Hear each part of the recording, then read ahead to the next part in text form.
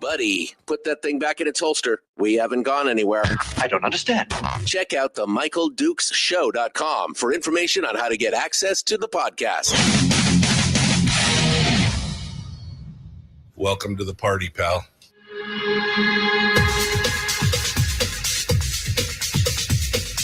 The Michael Dukes Show. The greed and the entitlement is astounding to me. What more could you want from a low-budget radio program? This is a dumpster fire. That was just BS. It is time to get a new perspective. We know just what you need, and we've got just the cure. Open wide and prepare for a steaming hot cup of freedom. I just don't fathom it. The Michael Dukes Show, streaming live across the world. Live around the world on the interwebs at michaeldukeshow.com and across the state of Alaska on this your favorite radio station and or FM translator.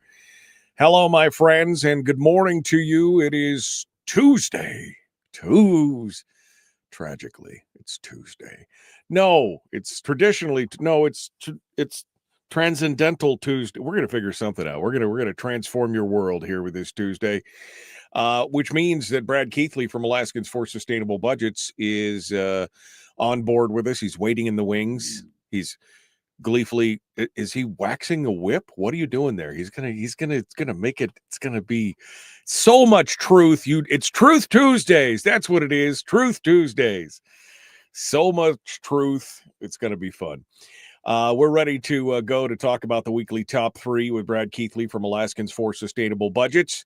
And we're going to discuss that. Then in hour two, Chris Story is actually coming on for an early segment today to talk about the fair tax, which is his proposal for a property tax being modeled down here on the Kenai Peninsula. And we're going to talk to him about that in the first segment, and then we'll do the PMA weekly life coaching lesson in segment 2. So it's going to be we got a busy morning this morning. So shall we get right into it? Because we have got a lot to unpack with Brad. I mean, there's a lot to unpack with Brad this morning. Let's jump right into it and get to it this morning. I couldn't even hardly get him to crack a smile this morning. He's serious. He's seriously serious this morning. Brad Keithley, Alaskans for Sustainable Budgets. Good morning, my friend. How are you? You know, Michael, I was coming off a great week. I had a couple of concerts. I went to a concert with a group that I've loved for years and years and years. I'm in Chicago. I went to a concert in Boston. I was really feeling great. And then this morning, I look at the bills that got filed yesterday, and I think the introduction that you use of steaming is appropriate for me this morning. Yeah, there's some boy, I tell you what, and they're finally saying the quiet part out loud, and I hate to say I told you so, but dang it, listeners, I told you so. I mean, they're using some of the language that we talked about here. We'll get into that with Brad Keithley, but let's get started in number one, shall we? The largest individual tax increase in Alaska history. That's what it's all about, Brad. Let's get started. Well, this segment was originally going to start out to talk about what's going on the House side with the PFD. And the segment was going to focus on the change in language we're seeing on the House side with respect to the PFD. Those who were around will remember that the whole thing with the PFD started in the whole flippy floppy with the PFD started in 2017 when the Legislative Finance Division changed a footnote or changed their treatment of a footnote in the way they do the fiscal summary that flipped the PFD from designated general funds, which means it's set off for a statutory purpose, to unrestricted general funds, which means it's, open season, use it for whatever you want to use. And that change in language, the change in language from designated general fund to unrestricted general fund, had a huge impact. It then justified the Senate saying, well, it's unrestricted general funds. Leg Finance tells us so. Although they had told Leg Finance to tell them that, but Leg Finance tells us so. It's unrestricted general funds, so we can use it for whatever we want. We're going to use it for this, that, and the other thing. And PFD, that sort of comes last. Then the language shifted to percentages. We were going to have a 50-50 PFD or Some people said we were going to have a 33. I think the Republicans on House Finance one year tried a 3367 PFD, a third of the POMV draw. And then it went to 2575 PFD. But it was always about percentages. A share of the Alaskans would get through the PFD, be distributed through the PFD, a share of what's ever being taken from the POM, from the percent of market value draw from the permanent fund earnings. Now the House is trying to change the House. Andy Josephson, call a name. Andy Josephson is trying to change the language again to start talking about dollar amounts. No longer percentages. We're going to give you $1,000 PFD. And boy, aren't you happy that you're getting $1,000 PFD? You're lucky. You're lucky. And what that's doing is shifting the language away from the percentages. And you can, I did a cheat sheet that people can go online to the Alaskans for Sustainable Budgets Facebook page or Twitter page or whatever and find it. But I did a cheat sheet, and the $1,000 PFD is an 8317 PFD. But they don't want to say 8317, or they don't want to say 8020, or they don't want to say 8515. They want to start putting it now in terms of dollar amounts and say, boy, aren't you lucky? And anyway, that's what this segment was going to be about. But late last night, when I read the newspaper, Sean McGuire's newspaper, on a new bill that got dropped yesterday, and then read the bill this morning, this segment changed. What's happened is that the Senate Finance Committee has introduced SB 109, which in fact is the single largest permanent individual tax increase in Alaska's history. It changes the statute from the traditional POMV statute that's been in there since the early 1980s, changes it permanently to 2575, to POMV 2575, except it doesn't even do that, because it changes the language also from the shall distribute that's in the existing language, which the legislature's ignored and the governor's signed bills ignoring. But it changes the language in the statute from shall distribute to may. And it doesn't even clear up what some claim to be this conflict that's in the existing statute now because of the POMV statute being superimposed on top of the PFD statute. It doesn't even clear up the conflict that some claim that there's an ambiguity, or there's a conflict in the statute between the amount the legislature can take for general fund for UGF purposes and the amount that's set aside for the PFD. It keeps that conflict inside the statute. So Bert Stedman can continue to say, oh, well, there's a conflict in the statute, so we have to decide. It doesn't even insure 2575. Even if it insured 2575, it would be the single largest permanent individual tax increase in Alaska's history by far. But it doesn't even insure 2575. All right, here's the part that just I blew off the planet. My mind exploded that so far that I blew off the planet on. Here's the part that really set me over the edge. The co-sponsors of the bill include not only the members of the Senate majority, but they include Mike Cronk and James Kaufman from the Senate minority, who are co-sponsors from the Senate minority, who are co-sponsors to the single largest permanent individual tax increase in Alaska's history. I mean, what the hell? Why do we have a Senate minority if they're just going to roll over and go with the Senate majority on the single largest permanent individual tax increase in Alaska's history? There isn't even an effort in this bill, although I understand from Sean McGuire's article there may be more bills coming at the end of the week, but there isn't an effort in this bill even to have a comprehensive plan. You know, at times we've talked about, okay, if we've got to adopt changes in the PFD, let's at least make it part of a comprehensive effort. That was the entire goal of the 2021 Legislative Fiscal Policy Working Group that Ben Carpenter and Shelley Hughes sat on, to have a comprehensive plan. that included changes in the PFD, but also more equitable revenues if we needed additional revenues, changes to the old tax code, a spending cap, and putting the PFD in the Constitution. A comprehensive plan. There isn't even an effort in this bill, and there's no companion bills to it. There isn't even an effort in this bill to have a comprehensive plan. So what we have is, one more time, the single largest permanent individual tax increase in Alaska's history that the Senate minority members in the legislature are signing off on. Well, the Senate minority members in the Finance Committee, just to be clear, because I got clarification from Rob Myers, who said this is not the minority's position. This is these two individuals. But the two individuals the minority put on Senate Finance. It's two of the five. Two of 5 or 6. Yeah. The problem is, of course, and just for clarification, so everybody knows what Brad's talking about, they're talking about changing the foundational statute for the PFD. It would no longer be a 5-year rolling average of the 21%, yada, yada, yada. They basically would calculate it at the end of the year every year and just say, here's what's left over. It would, here's what it is. It's $1,000 and we're taking everything else.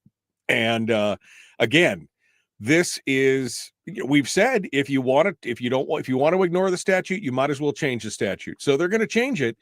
But I was definitely not expecting this to be part of the change that they came down with, especially from, again, I'm surprised even if it's not the majority or the minority's position, it's not the caucus's position. I'm still surprised that 2 members of the caucus are out there supporting this. It really kind of blows my mind. So the minority caucus appoints 2 members to the Finance Committee. Those are the caucus's representatives on the Finance Committee. Those are supposed to be the caucus's voice on the Finance Committee. Are you telling me, or is someone trying to tell us that they went rogue?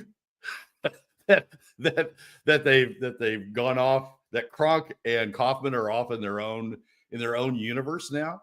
I don't believe that. They were appointed by the minority. That is the minority on the Finance Committee. And if someone's trying to tell us that somehow there's a different caucus position, or that's not the caucus position, or whatever, I'm not there for that. I'm not believing that. It is after all the effort that's gone into focusing on a comprehensive plan, after all the effort that we've talked about in terms of the impact of PFD cuts on Alaska families, in terms of the adverse impact of PFD cuts on the overall Alaska economy, after all the effort to have the 2 minority, Bert Lyman, okay, Keel, Kelly Merrick, okay, yeah, I'm sort of expecting that, but I cannot comprehend the fact that the 2 minority members have rolled into this. Co-sponsors. There's no asterisks. There's no, we agree to some, but we disagree as to others. Co-sponsors right up there, equal with Lyman and Stedman. I just think it's beyond the edge for me. The best part is the headline for this article from Sean McGuire. Senate panel introduces 75-25 PFD formula amid doubts about affordability. They don't even know if that's affordable. As you pointed out, the $1,000 PFD is an 8317. And we already know that Ledge Finance said that they did all the spending, just the general spending and the increases and everything else. We're talking about 90-something% of the POMV draw to pay for it all. It's madness. There is just no stopping it at this point. But that is the point. There are no breaks. If the Senate minority members are in on this deal, if the Senate minority has now gone in on 75-25, and it's not even, let's be clear, it's not even 75-25. It's sort of a goal of 75-25, may appropriate 25%. Remember this whole debate we had at one point about shall versus may? Well, they've given up on that too. Yeah, It is. mean, there's no break anymore.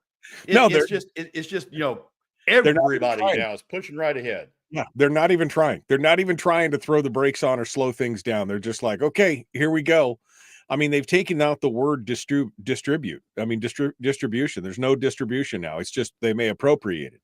As you said, they're no longer taking out the shall transfer. They could decide at any time. It's just, it's astonishing. All right. Single largest permanent individual tax increase in Alaska's history, and the 2 Senate minority members are signed on to it. Yep. All right. Well, we're going to continue here. Brad Keithley, Alaskans for Sustainable Budgets, the weekly top 3. We will return here in just a moment. Don't go anywhere. The Michael Duke Show, common sense, liberty-based, free thinking radio. We'll be back with more here in just a moment. Weekly number 2, dead ahead, right here.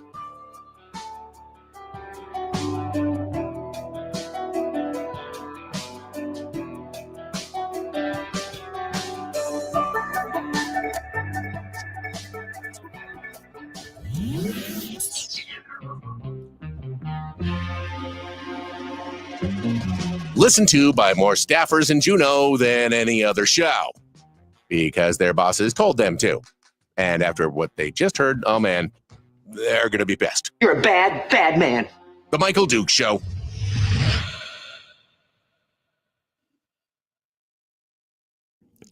Brad, you should really tell us how you feel about this, because it's just, I mean, look, I expected at some point we were going to have this discussion about the permanent fund formula, right? The statutory formula. I expected that we were going to have it, but I expected that it would be, kind of a full caucus coming together saying, look, let's propose something that kind of protects it or enshrines it or does something, or, even if it was just some kind of political grandstanding. I expected them to take some kind of stand on it in that direction. Instead, for it to come out of House Finance and basically say, oh yeah, we're going to take it all apart and everything else, and there is no shell transfer, and there's no more distribution. It's just appropriation, and yada, yada, yada.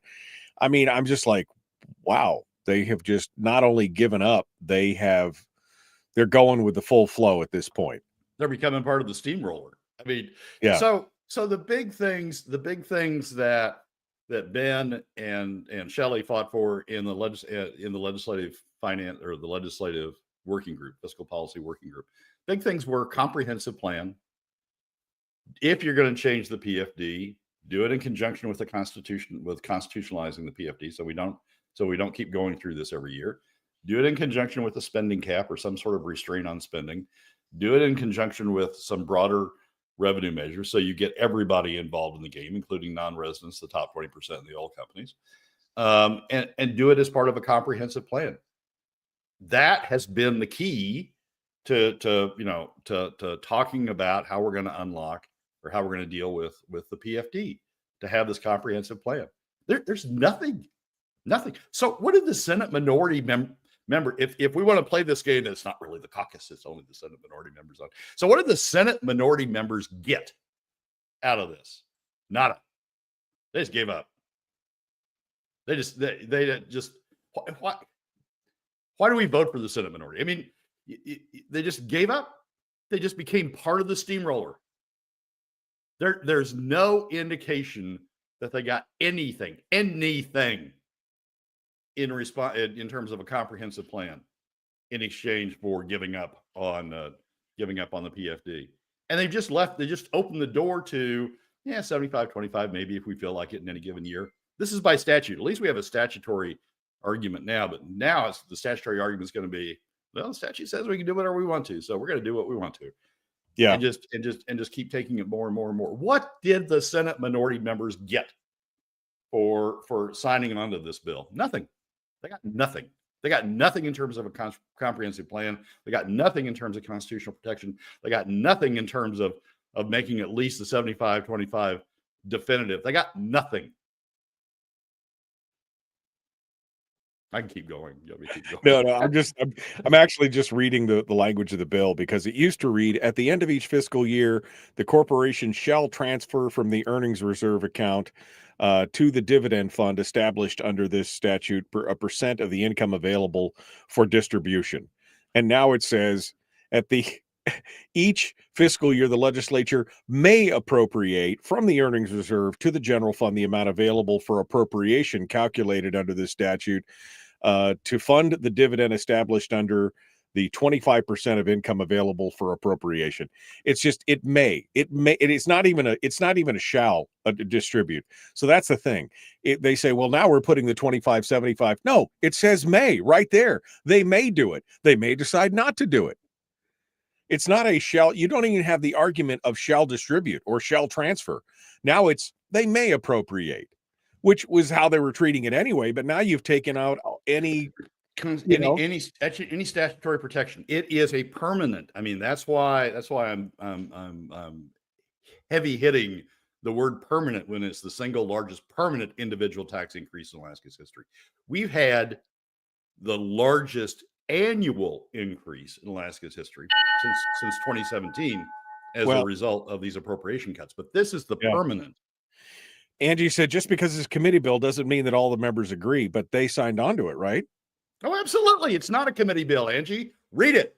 It has co-sponsors, named co-sponsors, and Kronk and Kaufman are named co-sponsors. All right, hold on.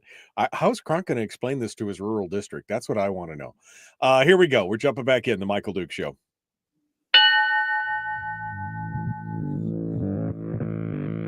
Public enema number one. Oh, wait, sorry. Public enemy number one, which makes more sense. On the other hand, he's a little bit of a pain in the Michael Duke Show.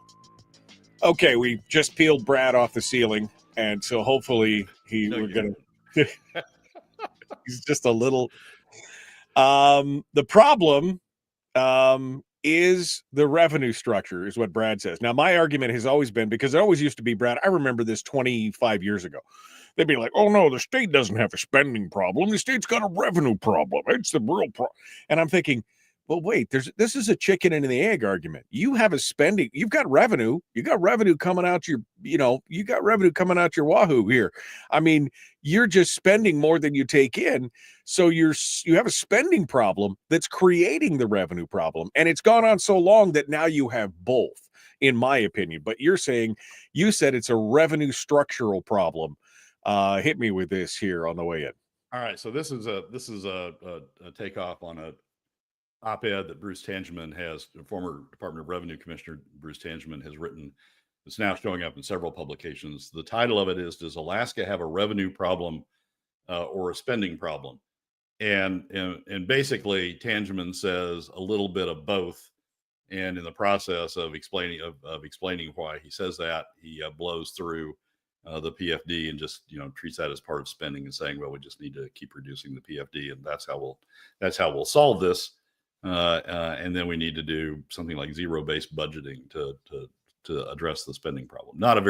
In all honesty, not a very helpful article, but it does set up this issue. Does Alaska have a revenue problem or a spending problem? Here's why I say it's a revenue structure problem. And SB 109 is the perfect setup for this conversation. What we have is a legislature who is probing for the weakest link in terms of where they can find additional revenue. PFD cuts are additional revenue. They aren't cuts in spending.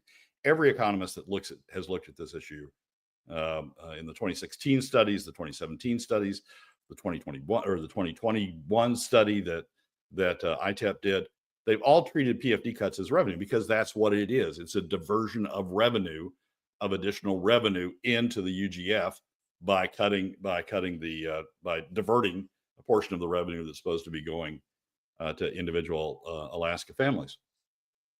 And so what the legislature has done all the way along is look for the weakest link, the revenue source that has the least support, and then they just gone in and they probed that. Now, to date, it's been the PFD, because PFD cuts really only affect middle and lower income Alaska families. They take some money.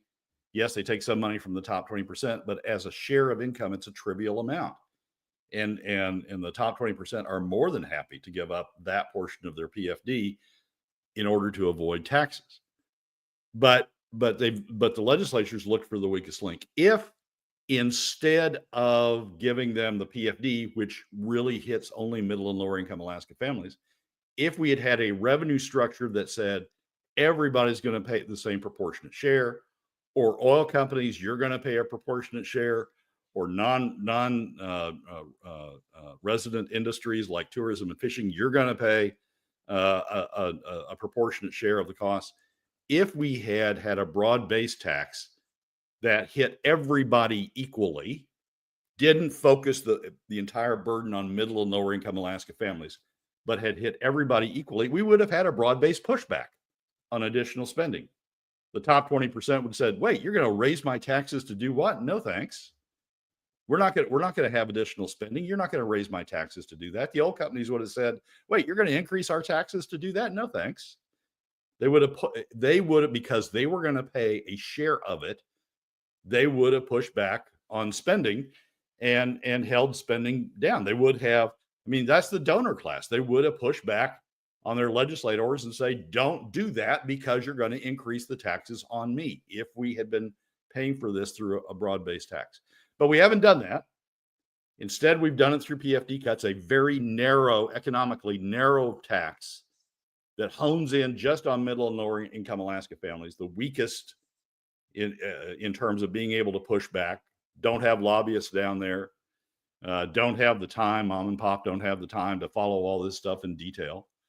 The weakest link in the chain, and so they continue doing it. And that's what, SB 109 proves that. They're just continuing to go suck the revenue out of the PFD through PFD cuts, suck the revenue out of middle and lower income Alaska families, and the rest of the population, the rest of the stakeholders in the state, the old companies, the industries that are dependent on non-residents, and the top 20%, the rest of them are just sitting there going, it's not affecting us, so why?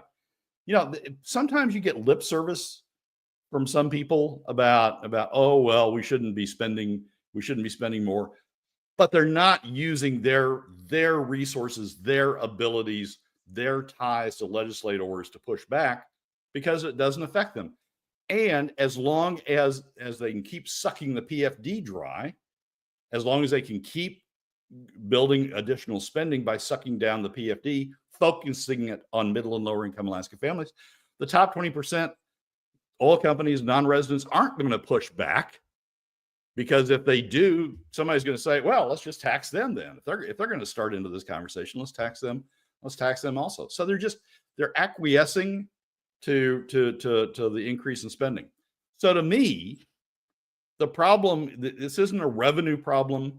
It isn't a spending problem. It's a revenue structure problem, because we've allowed the legislature to find a weak link in the chain and just blow through that in terms of additional spending. And you're right. It's a push-pull, Michael. You're right. Once you have that much spending, then you start having a revenue problem behind it. But the reason we have a spending problem in the first place, the reason we go down this road in the first place, is because we have a revenue structure problem that has not captured all of Alaskans in pushing back and being affected by, and thus in pushing back on spending. This is and this is a big deal here. Tangeman actually again says some of the quiet parts out loud. I had to laugh. He said, because exactly what did we say for years? That, boy, it's been a nice, it's been a free ride. The free rides die hard, buckle up, sugar lips, here it comes. And he even says it on the expenditure side. Alaska's been fortunate that for much of the past 50 years, our expenses have basically been 100% covered by taxes and royalties paid for the industry. But free rides die hard. Essentially, he's already saying it. There's going to have to be a tax. And he flat out says it. There's going to have to be a tax some way down the road. And that's what we've been talking about. There is, and in Tangeman, to his credit, says the same thing. It's, the spending is largely unaffected. There is nothing has stopped them from continuing to spend. Because there hasn't been pushback, because they found a way to target the weakest link, to target middle and lower income Alaska families, the ones without lobbyists, the ones without trade associations, the ones without, the ability to go down to Juneau, the ones without without the the information flow that all the other segments of the population get. They've been able to target that segment. And so the rest of the segments, the top 20%, the oil companies, the non-resident industries, just sat around going, oh, lucky us. We continue to get free government. I mean, think about the childcare, right? Childcare affects a lot of upper middle income Alaska families that have, dual incomes, have the wife working and the husband working, have children at home. And oh my gosh, childcare is expensive. We want somebody to help cover the cost of childcare. We don't want to pay for it. So let's just go to PFD cuts. Let's take money out of the hands of middle and lower income Alaska families and use it to pay for our childcare, which is essentially what that bill is, either whether it's through a tax credit that Julie Colombe's done or whether it's direct subsidies that Zach Fields wants to do. It is taking money out of middle and lower income Alaska families to pay for the childcare of the top 20%. And it's just, it has been revenue structure all along. It has been the failure to broad base the hit, the cost, the discomfort from the increased spending, to broad base that and make everybody pay a share. It's been that failure that's resulted in additional spending, out of control spending, and sucking up, the need for additional revenue to follow along. I swear to God, I swear, if we had paid, I know this to a certainty, if we had paid, if we had required the oil companies to pay for the increased spending through adjustments to oil taxes, those spending increases never, ever, ever would have happened. Right. No. The oil companies would have come down like a ton of bricks. Yeah, they got the legislature. They got the big lobbying stick. They would have been beating them down on that. And I want to clear something up here because there's been some comments here in the chat room that I think encapsulate probably what some of the listeners think out there. Randy says, I think people should push back against Brad's tax increase proposals. We need to stop the gestation of an income tax. Fat Ray over on YouTube says, yeah, let's do that revenue structure thing so I can add taxes to the list of reasons why I'm leaving. Willing to bet I wouldn't be alone. You don't understand. Taxes are coming. Taxes are here, Michael. Well, I mean, let's just set aside the argument about the PFD being a tax. Okay, just for a second. I agree with you. It is a tax. Matt Berman, the ICER professor, says it is the effect of a tax. It's the ICER said it would be the largest tax. I mean, but let's set that aside. Everybody is saying now, every legislature, when you look at it and they start talking about revenue, they all talk about taxes. They are coming. And this is what you and I have been saying for 10 years. We're not saying we are fans of taxes. We're not saying that we love taxes. We're saying we better start talking about the type of tax we want because it is coming. And if we don't start talking about it and we keep ignoring it, they're going to shove the worst form of tax down our throat that could possibly happen. I'm getting pissed now because this is what I'm trying to explain for 10 years. I don't want a tax. But this is where we're going. And if we just ignore it and go, la, la, la, la, la, la, I'm not talking about taxes, they are going to stuff one right down our throats that will be the worst tax that we could possibly imagine because it's easiest for them and worst for us. That's just what's going to happen. Yep. Taxes are coming, people. It's inevitable. And that's Michael, if we would have done that in 2014, we would have done that in 2015 and said, look, if we're going to increase spending, if we're going to continue to grow these deficits, we're going to pay for it with a broad-based tax. We never would have had those deficits. If we would have said, all companies, you're going to have to pay more if we continue this spending. Top 20%, Natasha, you're going to have to pay more if we continue this spending. Non-resident industries, fish, tourism, you're going to have to pay more if we continue this spending. It never would have happened. We're not talking about creating taxes for more revenues. We're talking about creating taxes, a broad-based tax to act as an incentive to push back on spending. We're talking about motivating people who have power, political power, to push back on spending. You don't want taxes, and that's the advantage of taxes. You don't want them, so people push back on additional spending that create them. We haven't done that. They found the weak link in the fence. They found the way to direct the cost to middle and lower income Alaska families. And once they found that weak link in the fence, they just kept going. If we would have said in the early 20 teens, if we would have said in the middle 20 teens, if we would have said in the late 20 teens, if we would have said in the early 2020s, we're going to pay for this on a broad-based basis with top 20% non-resident industries and the oil companies paying a proportionate share, spending would have stopped. Yeah. But we didn't. We No. kept letting him take the PFD. So the problem isn't not enough revenue or two. The problem isn't we didn't structure the revenue right.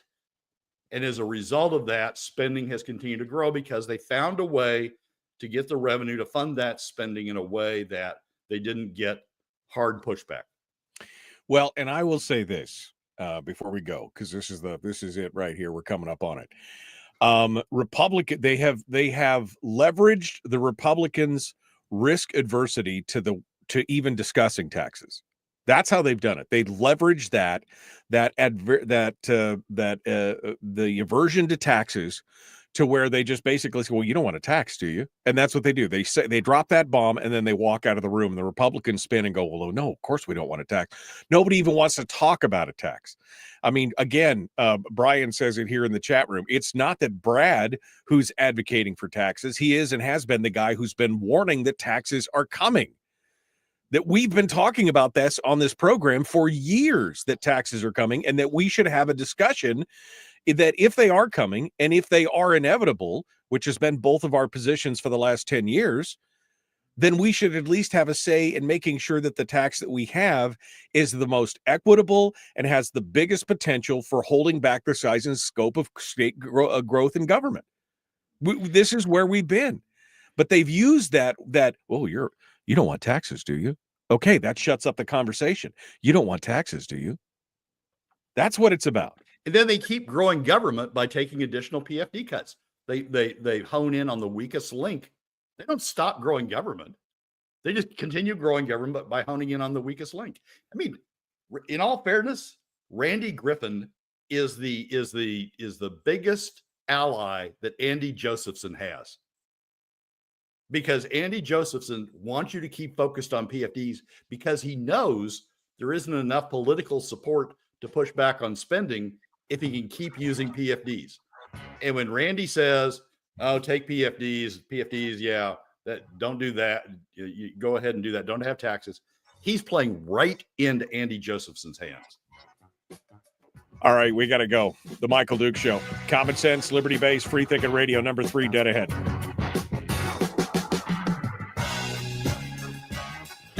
Streaming live every weekday morning on Facebook Live and MichaelDukesShow.com.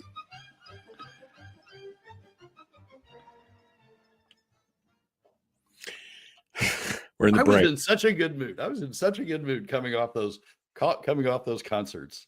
Well, go back to that because, damn, I mean, seriously, at this point, I mean, this whole thing is so frustrating because now we're seeing it. And that's the thing. Every time we talk to, this is the dichotomy where they would say, do you want taxes or a PFD? Well, that's a false choice. I mean, that's but that's how they've been doing it. Do you want taxes or do you want well, you want taxes? Well, then let us do this.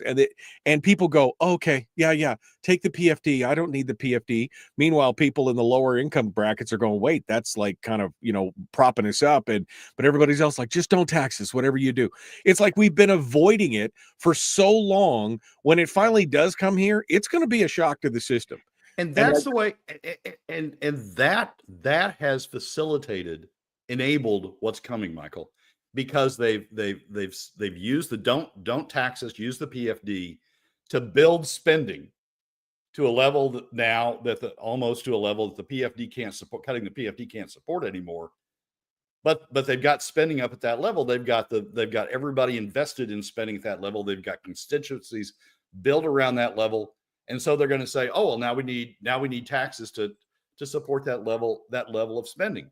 If we had stopped it back in the early 20-teens, mid 20-teens, late 20-teens, early 2020s, if we'd stopped it by saying, look, everybody's going to have to pay a proportionate share of whatever additional spending there is, that would have stopped it. But we allowed them by all this crud about no taxes, use the PFD, no taxes. We allowed it by all this crud of allowing them to use the PFD to build up spending to a level that we're now going to get stuck with taxes paying for. Right. It is revenue structure. We have done it to ourselves through revenue structure. It's not spending. It's not revenue. It's revenue structure. We allowed them to target the weakest link in the fence and to build spending all around that. And now it's going to spread. Well, and I've said it for years. If we don't take a stand, as people were going, oh, take the PFD, just don't tax us. I kept saying, you don't understand. If you don't take a stand now, they're going to take the PFD and then they're going to tax you. So you'll be double losers. That's where right now we're all double losers because they're going to take the whole PFD and then there's going to be a tax structure on top of it. You've done nothing. So, Brandy said something about, well, we want to avoid the pain. We want it to be as far down the road as possible. We don't want it. That's not the way to go about it. You can't be like, oh, we just want to put it off as long as possible, because that will make it worse if we don't. Just because Kathy Giesel says that income tax is coming does not mean we have to rush it. It's coming. And we should not want to rush it. You're right. We don't want it. But if we don't deal with it, it's going to be worse than ever. It's the double indemnity. That's the very reason that we're going to have taxes. It's the very reason that we're going to have taxes, because we enable them to build up spending through using PFD cuts. If in the early 20-teens, the mid 20-teens, the late 20-teens, we would have said, nope, no more spending without broad-based taxes. Would have stopped it. We never would have gotten to this point where we're going to lose the PFD and have taxes on top of it. We never would have gotten there had we said broad-based taxes, because it would have stopped it at that point. The oil companies would have said, nope, we're not paying for any more.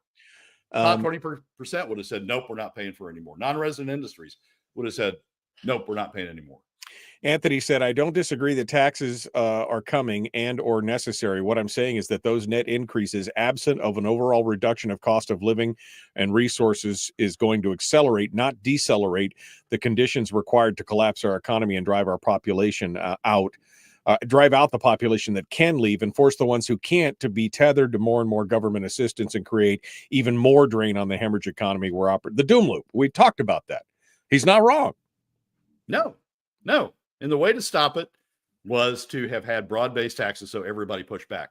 I'm saying this not as a historical matter, but we're at it again. We're going to cross 75-25. Let's say 75-25. Let's say that is the line now. We're just going to stand on that line. Forget about 50-50. Forget about the statute. We're going to stand on 75-25. Well, we're about to cross that. And the question is, are we going to let them cross that and use it out of PFD cuts and build additional spending because they can build it on the weakest link revenue source? We're going to let them do that. Or are we going to stand and say, no, you want any further increase beyond 75-25, you got to do it through broad-based taxes.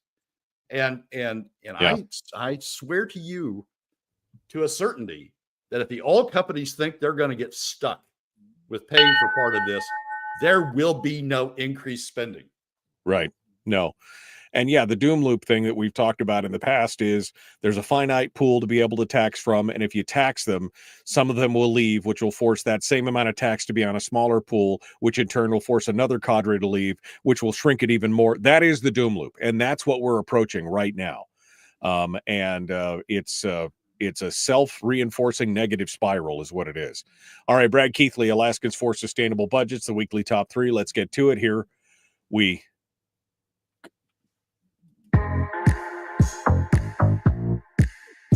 The Michael Duke Show. Not your daddy. Wait, sorry. Not your daddy? Ooh, not your daddy's talk radio. Huh. Whew. I was scared for a second. Thought we were going down. Here's Michael Dukes and the show.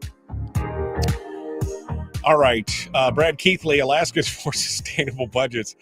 Boy, I was all kind of just sanguine and stuff at the beginning too, and now Brad's got me all spun up. Let's get to number 3. I forgot what number 3 was. Yeah. Oh, look. The next state cost wave is building. What is the next state cost wave? I mean, I don't even know if you want to go into this one, Brad, because I mean, this is such a, look, you and I just feel like it's Groundhog Day, right? Every Tuesday for 10 years, it's Groundhog Day. We talk about the same things. We point out the same things in different ways with different examples and different things. But you and I have been crying the same song and trumpeting the same problems for 10 years. And yet people still, they get hung up. Oh, well, you guys want taxes. That's not what we said. Oh, you guys want, again, it's not what we've been doing is we are trying to tell you that this is what's coming. And the last 2 years, they've all been saying the quiet part out loud that this is, now they're admitting this is they're saying it. They're telegraphing that it's coming. And people are like, oh, no, well, no, we're just no. And, at some point, Brad and I will be like, we told you so. Not that will feel great because we will still be, we'll be subject to the consequences as well as everybody else. It's best to be able to tell you, I told you so when you're standing outside of the consequences. But here we are. All right, Brad, I'll let you go and get into it, whatever you want. Well, it's relevant. I mean, that discussion, the discussion, the first 2 segments is relevant to the third segment. The third segment is you can see the next cost wave, the next spending wave coming. There's just all sorts of headlines about it. In the Juneau Empire, there's about 100,000 Alaskans could lose health insurance under GOP plan backed by Trump. Hospital officials say. And it's probably not inaccurate in terms of its impact. Union expects at least 1,378 Alaska federal employees in probationary status to be fired. And you see headline after headline about what the receding federal presence in Alaska is going to do to the Alaska economy. And so you sit there and go, well, are these people going to take it? Are these people just going to say, okay, well, I guess the federal government isn't going to do it anymore, so we got to go find other jobs? Hell no. They're going to start coming to the state. I mean, part of the impact, part of the reason, or part of the impact of the 100,000 Alaskans could lose health insurance will go right back into the loop we had when Walker was thinking about Medicaid expansion, which was the hospitals are losing money because they're not being reimbursed by the federal government for the poor patients who come into the hospitals that they cannot refuse to see. The hospitals will be losing money. And so they'll say, oh, we need more money. Well, in the case of Medicaid expansion, what Walker did was say, okay, we'll do Medicaid expansion, and that'll get us more federal money. And so we'll solve your problem that way. Well, if we've got reductions in Medicaid as a result of federal recession, as a result of the federal government leaving the field, so to speak, and uncovering this problem again, hospitals aren't going to say, okay, well, I guess we're just going to make less money. Hospitals are going to say, we're going to go to the state and ask the state to step up. Part of what the Medicaid reductions are going to be, part of it is going to be taking people off the rolls of Medicaid. But part of it, the federal government can easily say, we're going to fund less. We're going to reduce the percent of Medicaid that we pay. We're going to leave Medicaid in place. We're going to leave it as a shell in place. People will be able to claim Medicaid, but we're going to reduce the federal contribution to covering the cost. Which leaves the state on the hook, right? Guess who picks up the bill for that? You can see the next wave of costs coming. And if we say, we'll fund it through additional PFD cuts, or we'll fund it through, hugely regressive sales taxes that focus in on middle and lower income Alaska families. If we do it that way, we're going to be in the same shape 5 years from now that we are already. I mean, which is we're spending's increasing. We're not able to stop it. It has not worked, folks. Focus on this. Since we started talking about it in the early 20 teens, it has not worked to say no. Just say no to spending. We've said that. We've said that over and over and over. Don't increase spending. It has not worked. And if you think it's going to start working magically now by us just saying no, middle and lower income Alaska families saying no, then you're just ignoring the last 10 years of history. We've got to address it. We've got to address it through changing the incentives. We've got to change it by broadening the base of people saying no.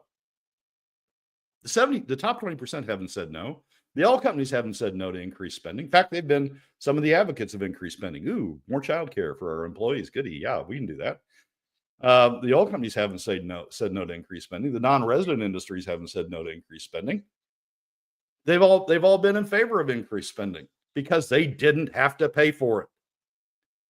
If we change the incentives so that they get stuck with part of the bill, they will start saying no also. It hasn't worked for us just to say no. Anyway, the next cost wave is coming. It's coming in terms of as the federal government recedes, we think, oh, good, we'll get the federal government to reduce spending and so we'll solve the federal problem. It's going to be at the expense of increased pressure on the state legislature to increase state spending to offset that. Medicaid's the best example of that, but it's going to show up in a bunch of other places as well. And you can see it coming with these headlines. Well, the good news is the federal government is cutting back because they're in the same boat that the state is. They don't have the money anymore. They're going to be cutting back.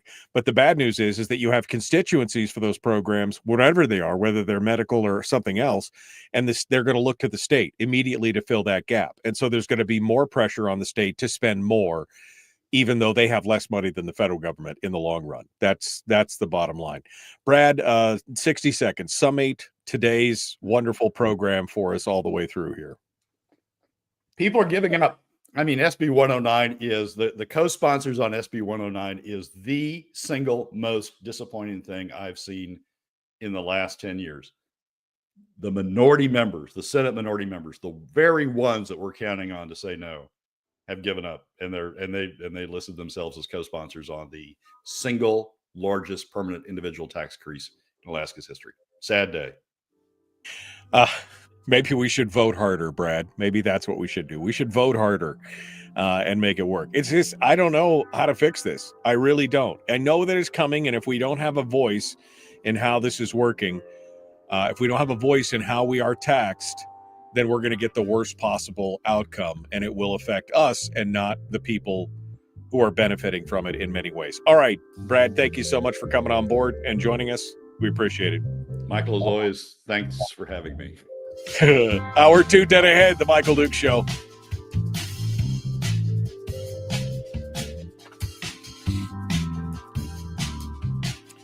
All right. I mean, is it too little, too late, Brad? I mean, if we decided, let's just say that we took over we pod peopled all the folks in the legislature, and they were like, we'll do what you say, master, whatever you say. And we said, okay, it's got to be something broad-based. It's got to be, the revenue's got to change. We've got to structurally change it where everybody's got a piece of the pie. Everybody's got to share, throw something in the pot. Do you think that do we have enough time? I mean, is it even feasible at this point? Well, that's two questions. One, is it feasible to get that passed? Not with Randy and others saying, "Oh, we don't want that." Right. It's not feasible to get it passed if they still get sucked in by the Andy Josephsons of the world to support their focus on the single source, the weakest link in the chain. Can we get it passed? I think, we keep talking about it. I have to hope that we can get a broad-based protection passed. If we got it passed, would it work? Yes. If you've got the oil companies engaged, if you've got Ralph Samuels and the non-resident industries engaged, if you've got Natasha von Imhoff and the others in the top 20% engaged in pushing back on spending, yes, we will stop spending. So it's not a question of, is it too late to stop spending? No, you can stop spending.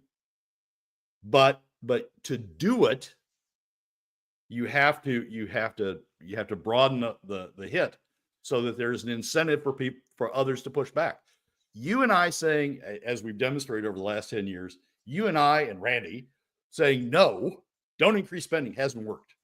There's just too many people out there. And as long as they, wanting funding from government. Oh, there's the whole election cycle was an example of that. It was nothing but more spending, the whole election cycle. And as long as they can get it from the weakest link in the chain, they'll continue to do it. So we won't stop spending if we don't create incentives for everybody to push back. If we continue to go down this road of it's only middle and lower income Alaska families that get hit, so everybody else doesn't care, or in fact they favor it because who doesn't like childcare? Who doesn't like free childcare? Employers, corporations. If we don't do that, if we don't broaden it out, spending will continue. We'll lose. We'll just keep going down this road. If we're able to broaden it out so the coalition pushing back is broad-based, then yeah, we'll stop spending. It's that simple. It's that simple. It's really, Brad just laid it out. It's that simple. But again, there is no political will to cut, folks. Even those people in the legislature that want to cut, they are a minority of the minority. That's what's really coming out here. I mean, we saw that in 2018, 2019, right? Even when the governor had the ability, when he could have, he may not have been overridden in his vetoes, we had members of the minority that crossed the aisle and went ahead and would vote because they didn't want their piece of the pie cut. Everybody's got to feel the pain. Everybody's got to do it. And nobody is willing to do it. There is no political will to cut.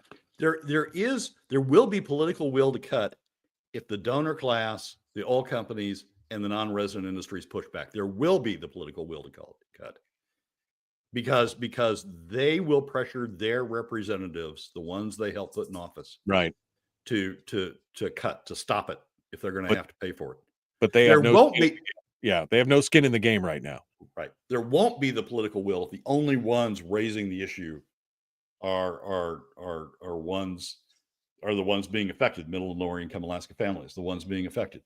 Yeah. So it's changing. Maybe another way to think about it is changing the political will, changing the scope of people pushing back, changing the people pushing back on the legislators, creating the incentive so that we have a broad base pushing back as opposed to just this narrow weak link in the fence. And Willie nails it. Willie nails it when we were talking about if we don't start talking about this, they're going to give us the worst form of tax ever. He said, you could bet your ass that the income tax bill will have a cap for taxes at $200,000. The top 20% aren't going to pay an equal proportional share for their spending. That's what we've been talking about. That if you wait around and keep ignoring it and we can't have to la, then they'll put something in like this that has a cap on the top 20%. And the rest of the state will still pay the bill and they'll still want spending because their constituencies and their contractors and their, hey, it's fine with me.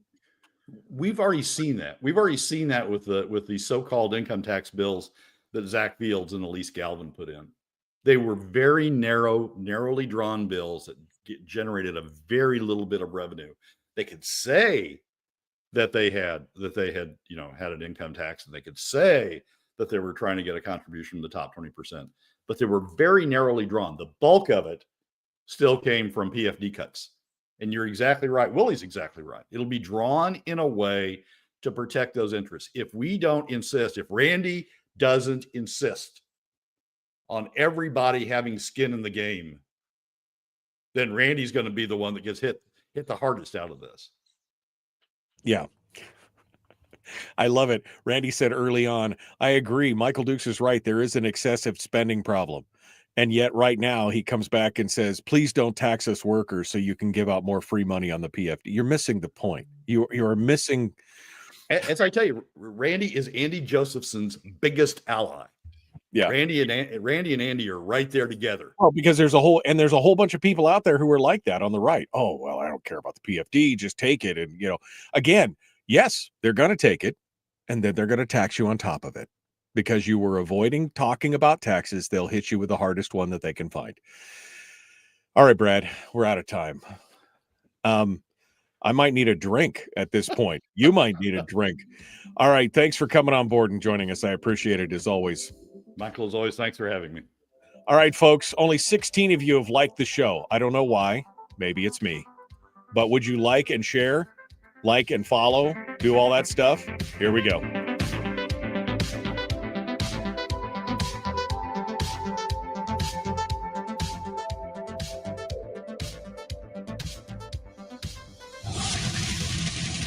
Whoa, buddy. Put that thing back in its holster. We haven't gone anywhere. I don't understand. Check out the MichaelDukesShow.com for information on how to get access to the podcast. Welcome to the party, pal.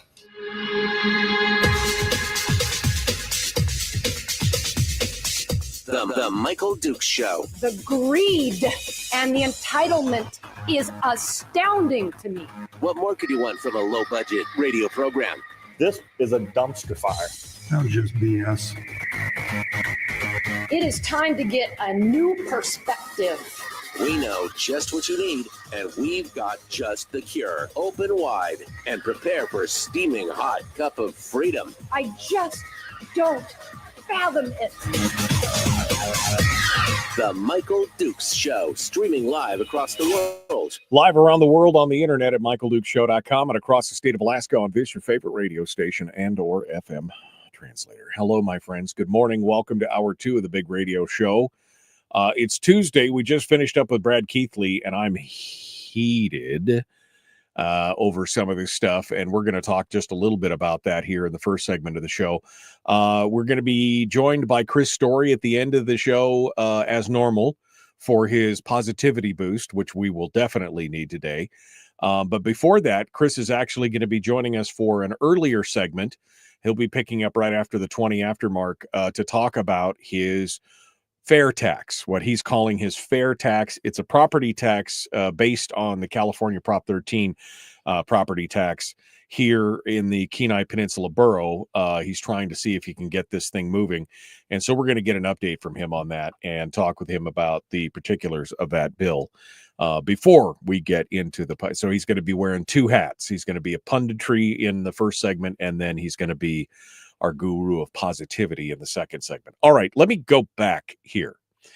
And I don't want you guys to feel like I'm scolding you, but I'm gonna put my scolding hat on here for just a second. Brad and I have been talking about taxes on this program since 2014. So 10 years, over 10 years now. And it's not that we're talking about taxes. And initially, Brad was talking about a flat tax as the most equitable form of taxation that was out there. And he's since changed his tune because Ben Carpenter did some yeoman's work when he was in the legislature last session, looking at different ways. And in his form of taxation, it actually showed in his sales tax discussion that it would actually generate more revenue from more sources, including out-of-state sources and things like that. So that has changed slightly. But the reason behind talking about the taxes has not changed. We were not talking about taxes because we were per se in favor of those taxes. We were talking about taxes because the taxation, based on the trajectory that we were seeing 10 years ago, was inevitable.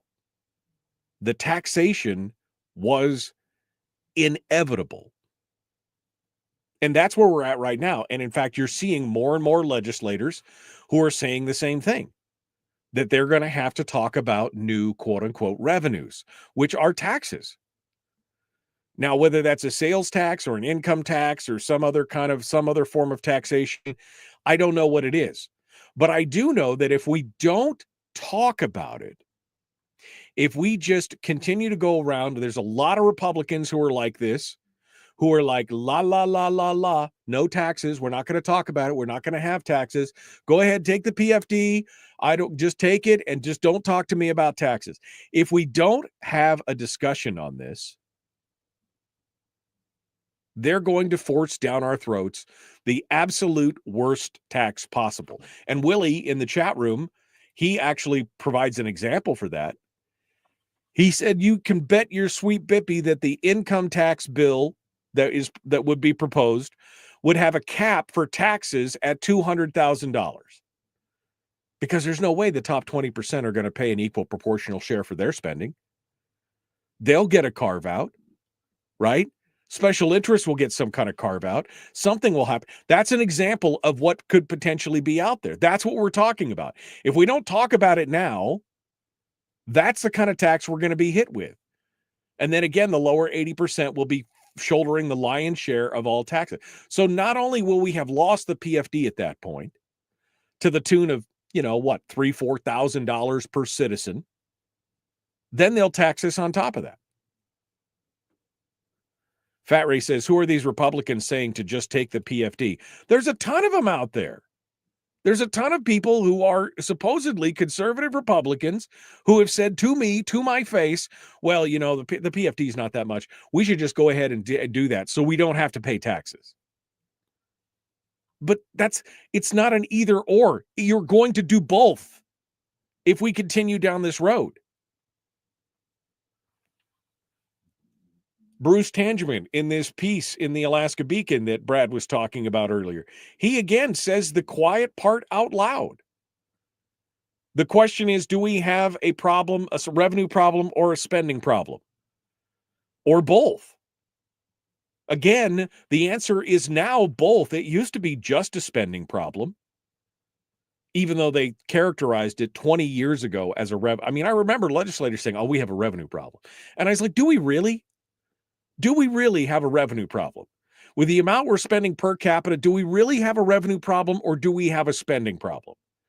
Well, that went on long enough that that spending problem eventually became a revenue problem because we created such a large dependency state, because we created constituencies for various programs and spending and everything else, that it has now become a revenue problem. So now we have both. We have a spending problem and a revenue problem. Tangerman says in his opinion piece, the reality is that Alaska truly is unique among all 50 states when it comes to our revenue position. We have no state sales tax, no personal income tax, statutorily balanced budgets, and a huge endowment to fund government for generations to come. Nice free ride you got there. It'd be a shame if it died hard.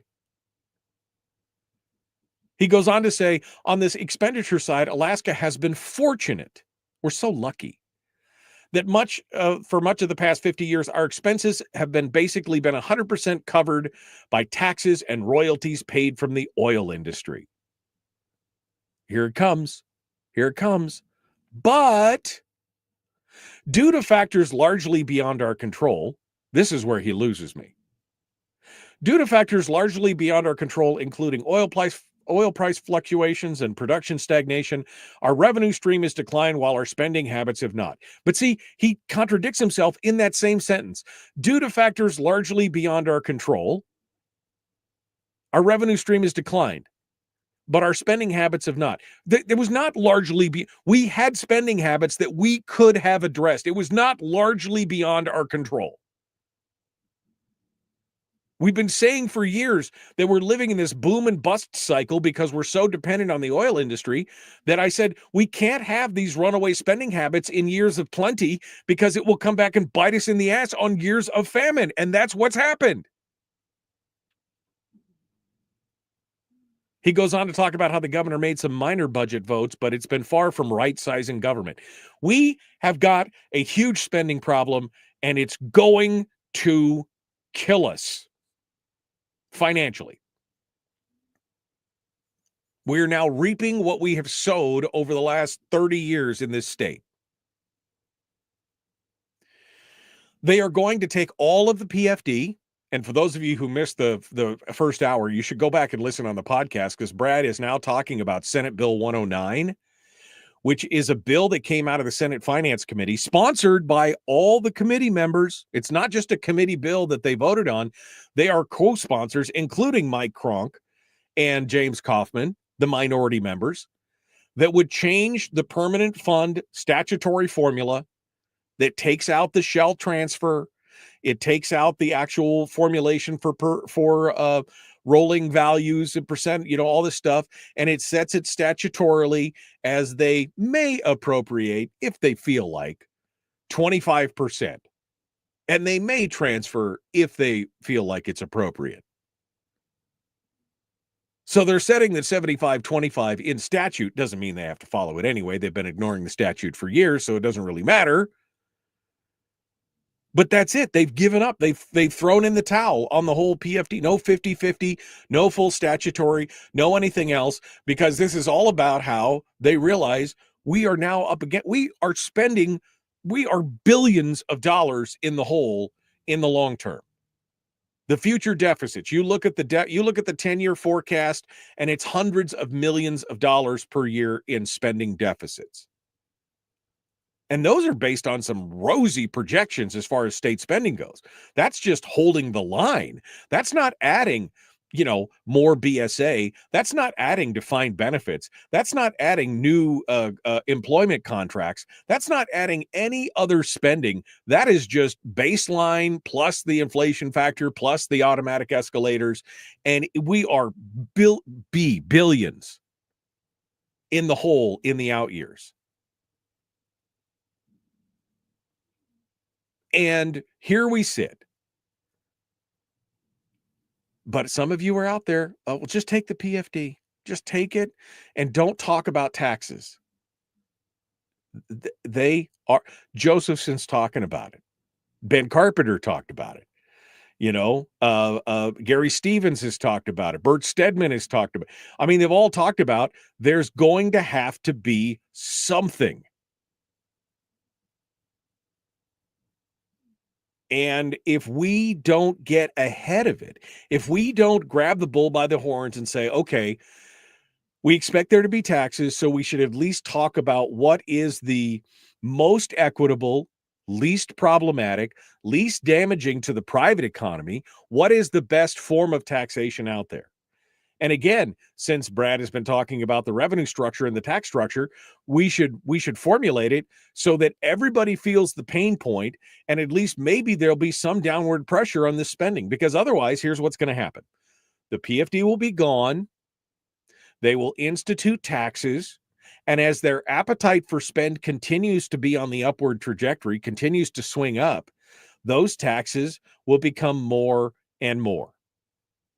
That will kneecap the private economy, and it will force people to move out. Those that can afford to move out will move out, leaving a smaller pool of people to then pay those same amount of taxes, which in turn, after a period of time, will be too much for a slice of those people, and they will move out, which will again shrink the tax pool yet again to a smaller portion. And because the appetite for spending still is, it's the doom loop. It is the self-lifting ice cream cone of doom.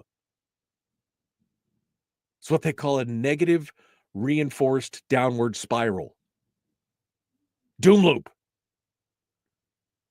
As the population shrinks and the tax base gets smaller for the same amount, their taxes go up, which in turn forces more people out, which in turn creates a large, all because we are trying to be all things to all people. And I mean, we saw this in the last election cycle. We saw this whole thing in the last election cycle where everybody was, not everybody, I'm being hyperbolic, but all these people were talking about, I'll put a chicken in every pot. I'll give you funding for your schools. I'll give you better retirement for you state employees. I'll give you this and that, and we'll do all these things. Great. How do we pay for it? No questions about that. I mean, Will Stapp, thank God for Will Stapp. Will Stapp at least got up there and basically said, I don't think this is going to, he said, I honestly don't know how this bill, HB 69, is even remotely going to be funded because no tax proposals have been coming out by the folks who want to pay for the bill. So I'm interested to see how they're going to tell the voters of the state and really the educators and teachers how they're going to fund it. They didn't do that on the committee. Basically, he's like, they've got no way to pay for it. They've got no way to, they're not even talking about how to pay for it. They're just like, give us the money and it'll all be fine. Okay, well, we can't just magic up some money. We're not the federal government. We just can't add a couple zeros to the ledger and print it digitally.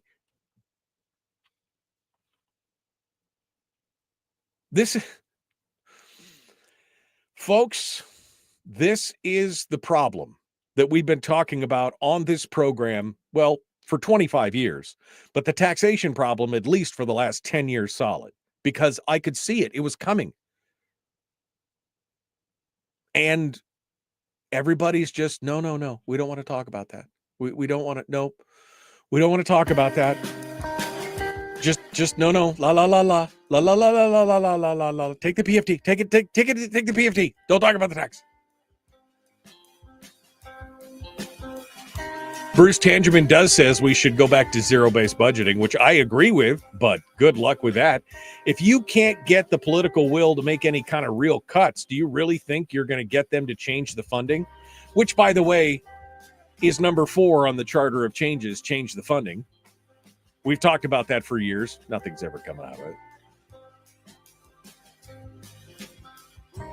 I might need a drink after this show today. All right, we got to go. Chris Story coming up next. The Michael Duke Show, Common Sense Radio.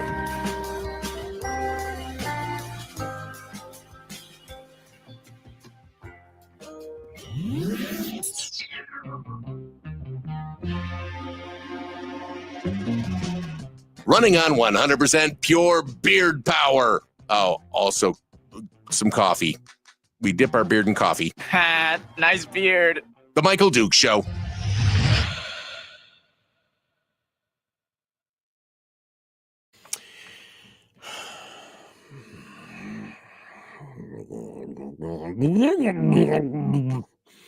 Okay. All right. Hey, how's it going? Hey, how you doing? How you doing? I mean, wow. All right. I got to go through some of the comments here, but let's see if we can get Chris on the phone early and get him squared away. Come on, baby. Don't do that to me. Freaking hate that, man. All right. Didn't work. Let's try this again. Try this again. One more time. There we go. Good morning, Michael. Sorry about that. Appreciate you. I bet you are. Yeah. Hi. Thought I'd start off with a little hostility. Yeah. No. Hey, don't make me hostile, man. I will come through that phone and I'll fix your little red wagon. All right. How you doing today? I'm hoping that you've got some good news, or at least some. I mean, I need to get off this topic because I'm getting a little agitated about it. So, you ready to talk about your fair tax? Yeah, let's do it. Yeah, absolutely. Yeah. Okay. All right. You're so blasé about it. Yeah, sure. Let's do it. Yeah, that's all good. Yeah. Well, Michael, I was born for this. It's true. You were born for this in a test tube. All right. Hold the line. We'll be right back to you. Don't go anywhere. We'll just go there. Barbara says drinking doesn't make the problem go away. No, but I'll feel better about it. Don't try and logic me, Barbara. Come on. Seriously. Don't try to. I mean, yeah, elections don't make the problems go away either, said Frank. No, because they've learned exactly what to sell to people. I mean, look at this last election cycle. Oh, put a chicken in every pot. There'll be a moose in every freezer and salmon on every table, and it'll be all fine. How do we pay for it? I don't talk about that. You'll be okay. Don't worry. All right. Let me go back. I'm scrolling backwards here to see what's going on.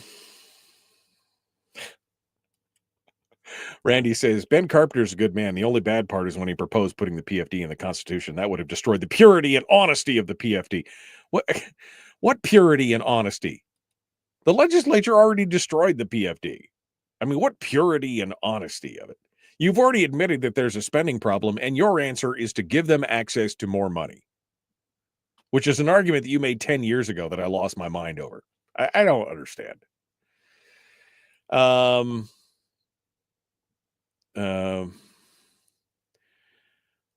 Prop 13. Yeah. It's not if the ride dies hard, says Brian. It's when the ride dies hard. Yeah. That's exactly it. Terry says Kronk has been a big disappointment. Kaufman doesn't surprise with his actions. I mean, I didn't have high hopes. I like Mike Kronk as a person, but his policy decisions have always been kind of wacky. Let's see. Maybe the problem, says Fat Ray, is that the state legislature doesn't listen to this program on Tuesdays. Well, that's part of it. Why would they? They've got no interest in doing it. Brian says, wait, that doom loop. It's called a death spiral. I just hate to, I mean, doom loop is dark enough. I don't need a death spiral thing on there. All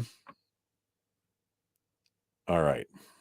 Legislature has a spending problem, says Scott. Time to clear the slate and look at every single item that's being funded.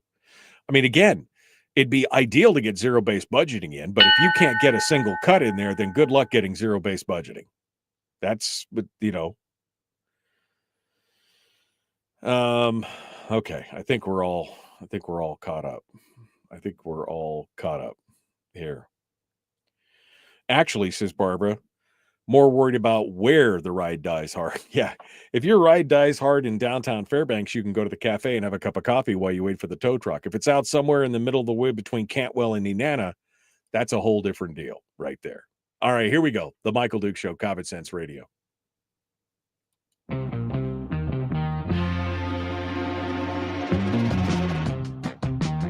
The Michael Duke Show.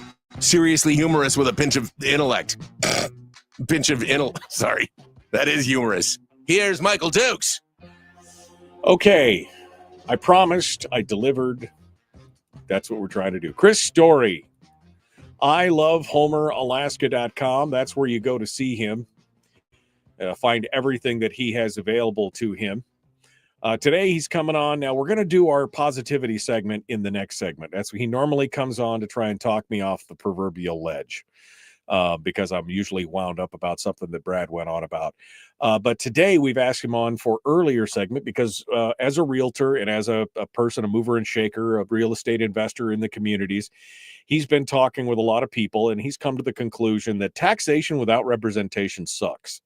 And taxation on unrealized gains really sucks, which is what the property taxes in the state of Alaska are doing. So he has proposed a fair tax, which is based, I think, primarily off of the Prop 13 in California, which is one of the few good things that I think that's come out of California in the last 50 years.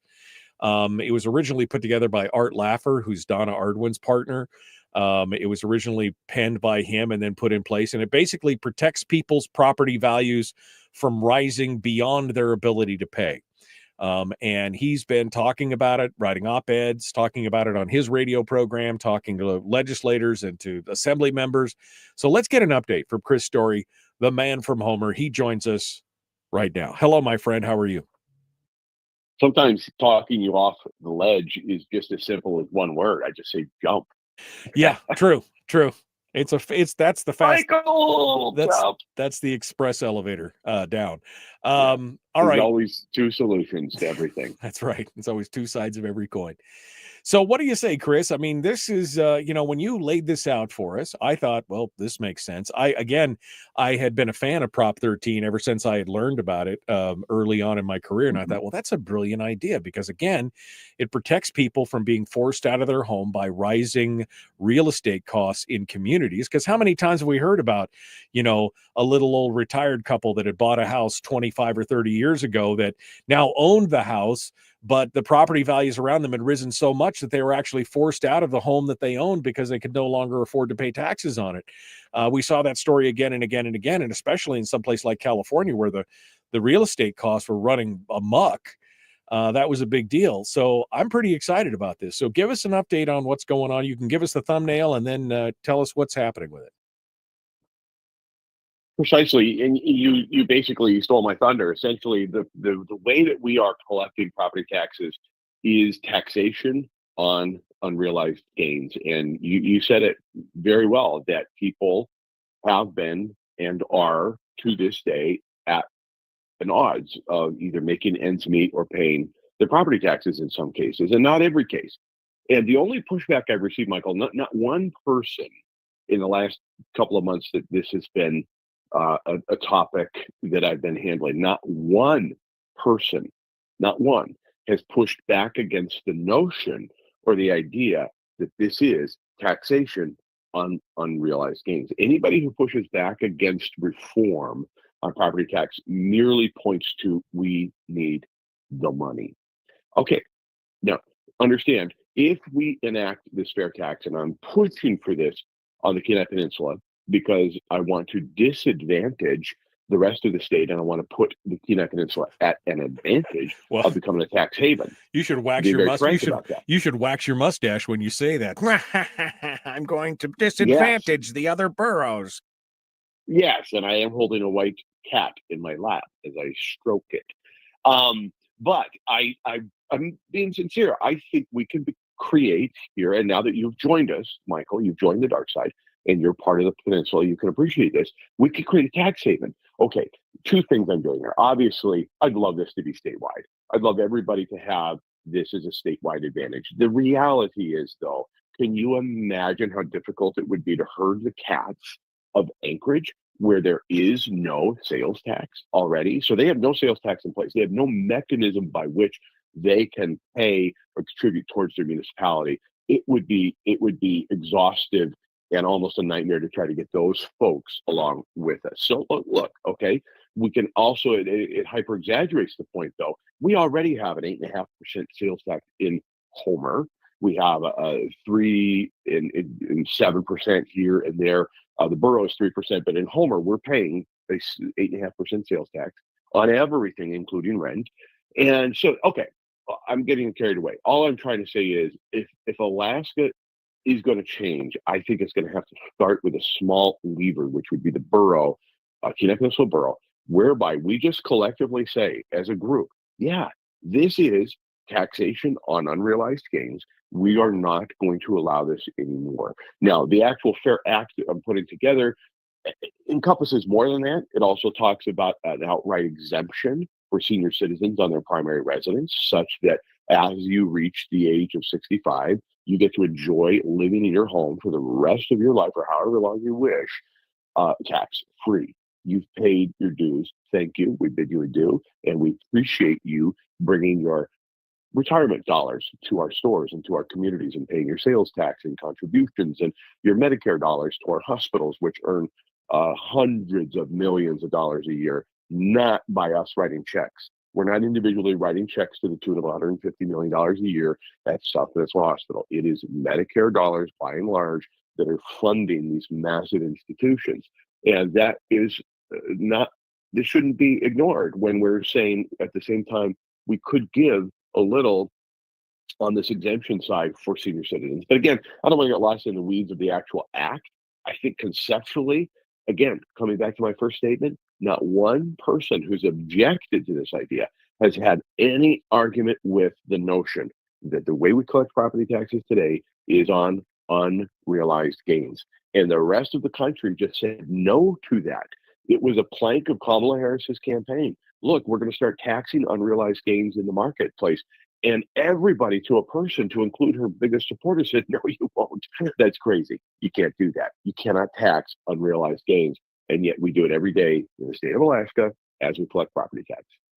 Yeah, which I've always found to be a little, I've never put it as succinctly as you did in your first presentation to me on this, because I always considered,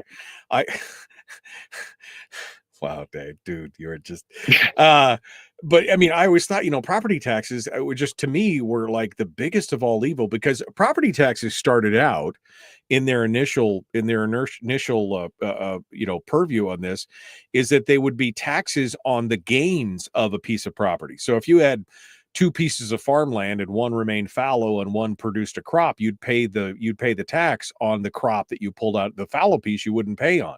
And that always made sense. And then when they started taxing homes, like your primary residences, not commercial or not rentals or anything else, I thought, that's crazy. You'll never own a piece of property in your life. And that to me was just shocking. But you laid it out when you said, look, this is they're basically playing the market here and assuming that your home would sell today for 1.5 times what you paid for it 20 years ago. So you need to pay the tax. That is just flat out taxes on that unrealized gains, whether that number is true or not. We've seen many times where taxation has been where taxes on properties have been way out of line with what the market would actually bear.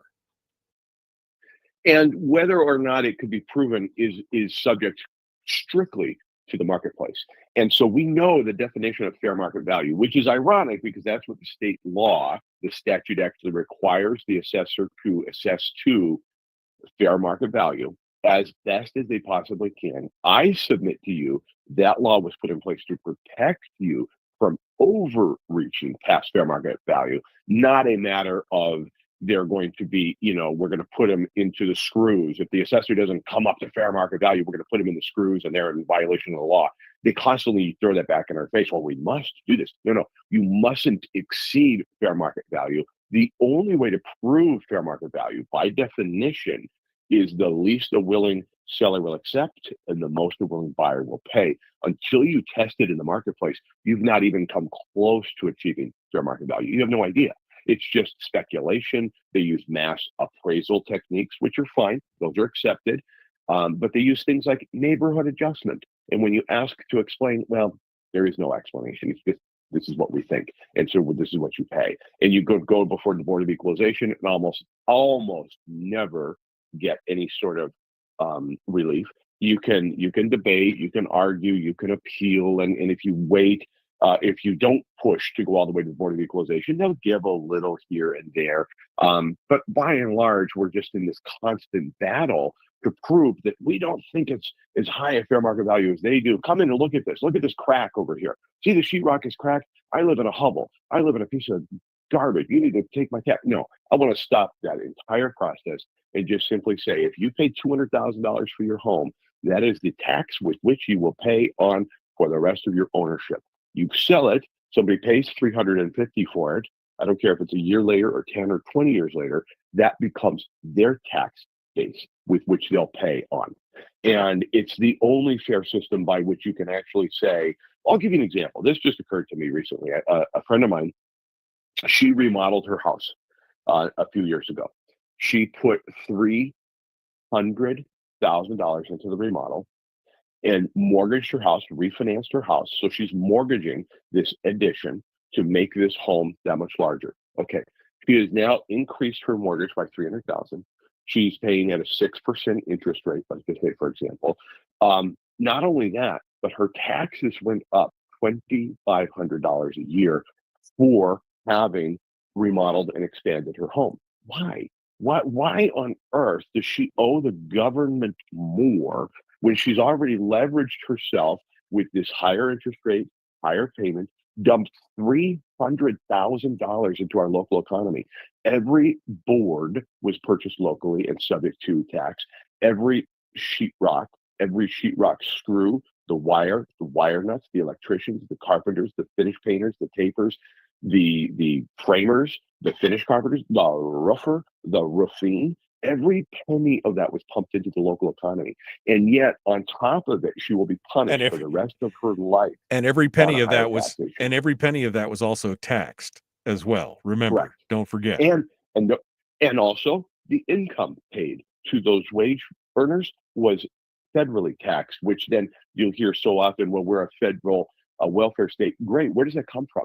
Every single employee that was hired by that person is paying a federal income tax, and some of it does come back to the state of Alaska. So to say that Alaskans, we're not going to pay our fair share suddenly if we are actually taxed on what we've put into the property versus what somebody in an office 60, 80 miles away thinks it could sell for, maybe in the right market conditions, guessing, throwing a dart at the wall.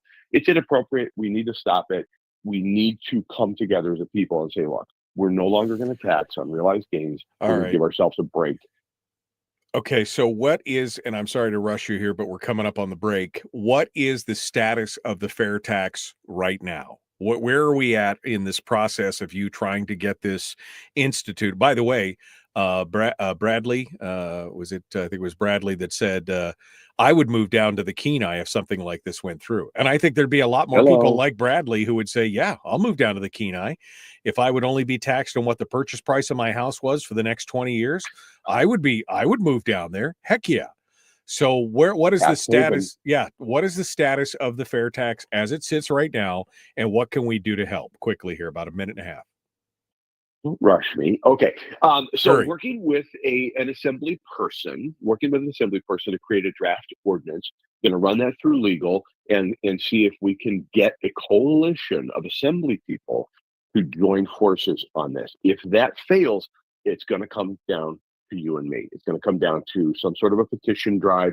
But look, that we could do this much faster if we can just get a draft ordinance in front of the borough assembly, which I hope to have in the next several weeks. But again, I want to get it right rather than hurry. I don't want to rush. I'd rather be right. I'd rather have some legal precedence and have legal opinion on this. But it will take the will of the people, because I don't think there's going to be a majority of the assembly that's going to stand up and say, yeah, we'd like to throttle back the taxation, because that will create a new conversation about how will we continue to fund what we're currently spending. And that is a larger part of the conversation. I want to handle this theoretical piece of it right now and get the will of the people moving in that direction. And I point you towards Ron DeSantis, governor of Florida, who just took a page out of my book here and announced a day or two ago that they're looking into this very same issue in the state of Florida. Nice. All right. So how can people help quickly? Contact your assembly person. Reach out to me if you'd like. I've got talking points. I've got a letter I'm happy to share with you, 299-7653. We need to talk to each and every assembly person up and down the peninsula. If every single person listening right now picked up the phone and called their assembly person, it would make a difference. Chris Story, we're talking about the fair tax, but we're going to change hats here. We're going to have him put his robes on and bring out the prayer bowl and everything else, and we're going to do the guru thing here in just a second. Chris Story, the man from Homer. We continue with him here in just a moment. Don't go anywhere. The Michael Dukes Show, common sense, liberty-based, free-thinking radio.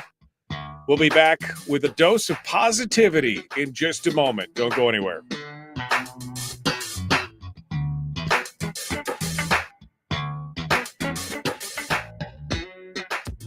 We're broadcasting live through a series of tubes, allowing all of these entities to provide streaming stuff going on the internet. Well, it's kind of hard to explain. Sorry.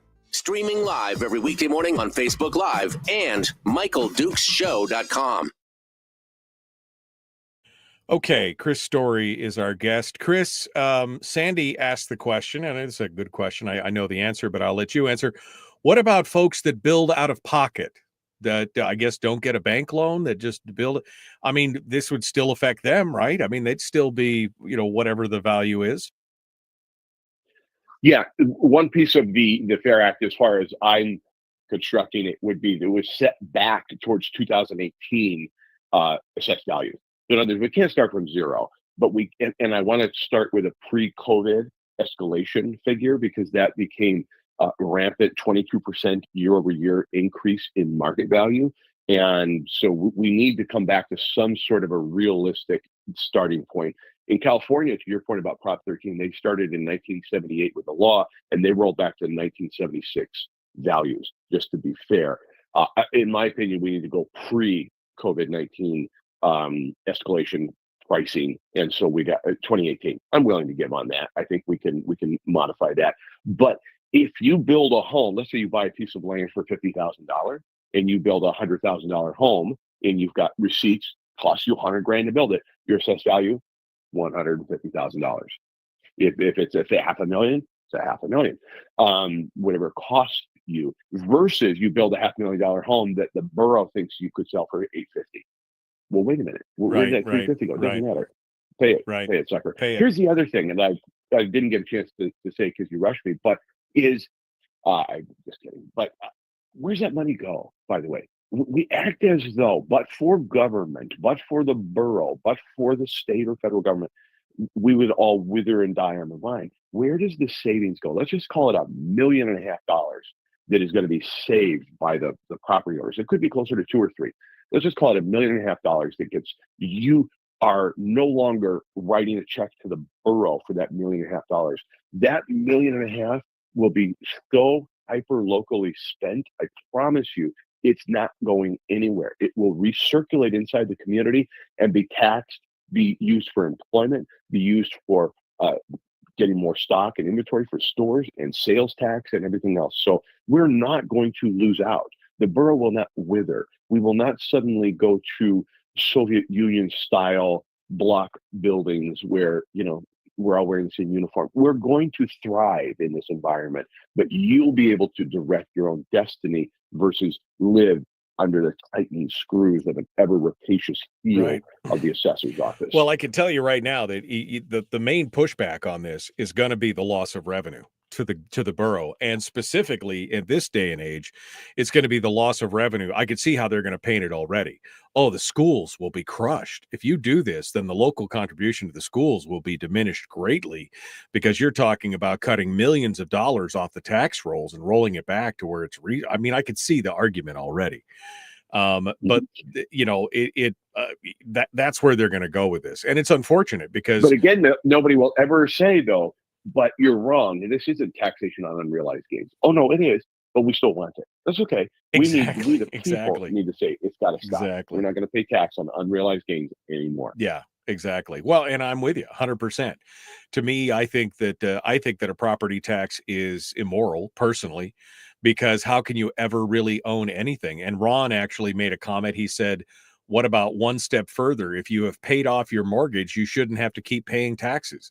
Otherwise, you still rent from the government. I mean, maybe that's at 65, and that's what I cut it off at 65. Yeah, at 65. I mean, 65. We got to stop somewhere. And we're never going to roll back to where there's zero tax. But I'd say at 65, you've paid your dues. That's it. You're fine. But to my other point, you're bringing so much else to the table in the form of you're not competing for jobs. Typically, you're bringing your retirement dollars here. You're bringing your Medicare or Medicaid and combination thereof to the hospitals, which employ at Homer 630 people are employed at that hospital. By and large, the number one payer is Medicare. And that's our senior citizen population. What if we attract more seniors versus forcing them to sell property for taxation they can't afford anymore? And we bring more seniors to the table, and our hospitals employ more people, offer more services. It's a cycle that we can actually benefit from versus just looking at the negative impact and the tightening belt today. Right. We can look at the expansive opportunities for tomorrow. Now you're having this done at the borough level because it's a much heavier lift at the state level. But Barbara in the chat room, who's on the borough assembly in Fairbanks, says it has to be done at the state level. I don't think. I mean, the state. No, I don't agree. Yeah, it doesn't. The statute. In fact, I talked to us. Yeah, go ahead.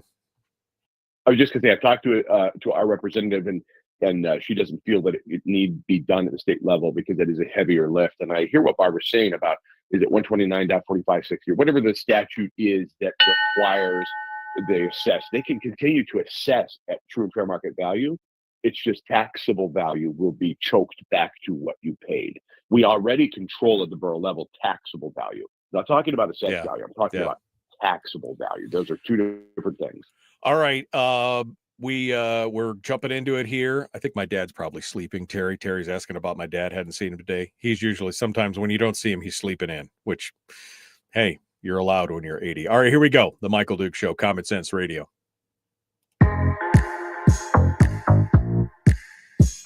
The Michael Duke Show, proudly splitting the left versus right dichotomy.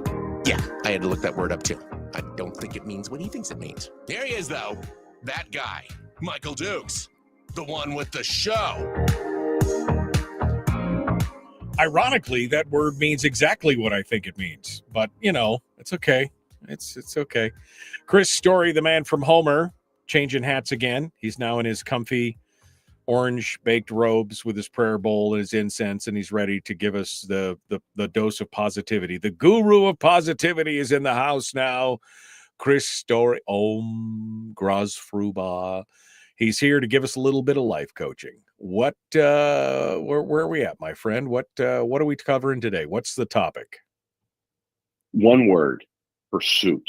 Pursuit. That one. I think it's the secret to so much. There's a reason every word of our Constitution and Declaration of Independence, every single word was chosen and crafted very purposefully And the word pursuit relative to the pursuit of happiness is foundational to all self-improvement, to all